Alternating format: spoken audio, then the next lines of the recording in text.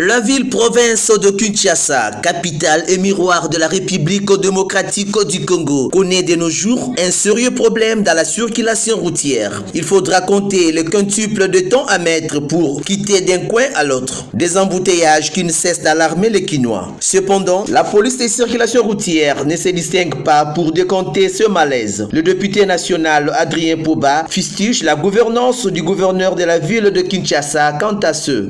Vous savez bien que l'honorable Poba n'a jamais marché de mots. Je l'ai dit ici, je regrette que je ne sois pas député provincial de la ville de Kinshasa.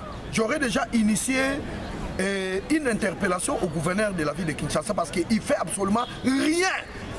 S'il me suit en direct, je lui dis que l'honorable Poba, c'est un député qui hausse toujours le ton pour dire non lorsque ça ne marche pas et dire merci quand ça marche. Je viens de dire merci au chef de l'État.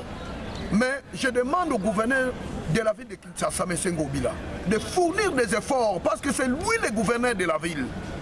Ce n'est pas parce que depuis qu'il s'est adhéré à l'Union sacrée, et puis ça devient comme si personne ne peut l'interpeller. Non, il doit fournir les efforts parce que c'est ça même l'image du chef de l'État qu'il va présenter dans la ville de Kinshasa.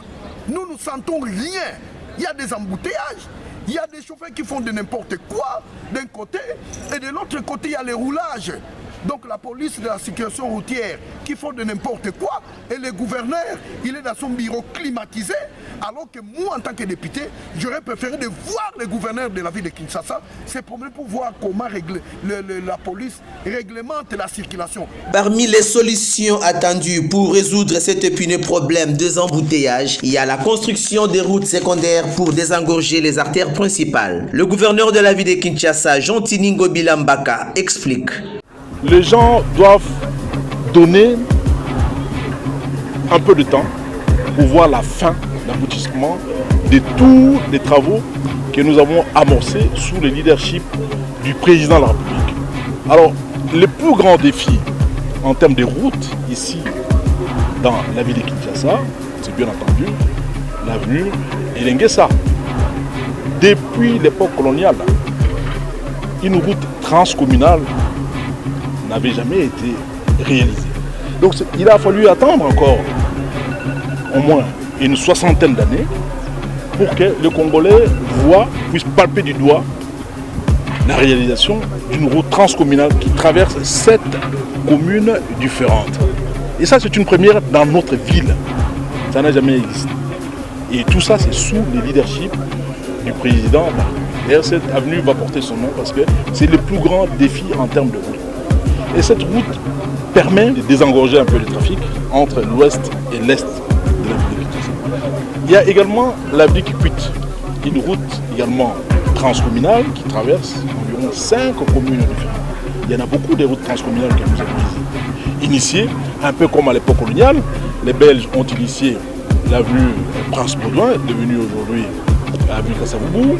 Ils ont initié l'avenue Joséphine Charlotte, devenue aujourd'hui l'avenue de Libération.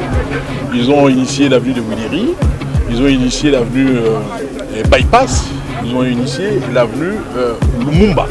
Tout ça, ce sont des avenues transcommunales que nous avons héritées de la colonisation. Mais nous-mêmes, en tant que pays indépendant, c'est la première fois que nous sommes en train de construire des routes qui n'ont pas existé ni à l'époque coloniale, ni avant l'arrivée du président de la République. Alors, ce sont des prouesses énormes pour lesquelles, quand des fois je circule la nuit, je vois comment est-ce que les gens peuvent aujourd'hui quitter la partie basse de la ville pour atteindre Selembaou, Makala, en passant par Elengesa. Pour moi, c'est tout simplement loufoque. Alors, ce sont des travaux de grande envergure qui nécessitent un peu de temps pour les terminer. À la population de juger l'état d'avancement des travaux de la voirie urbaine disséminée à travers la capitale.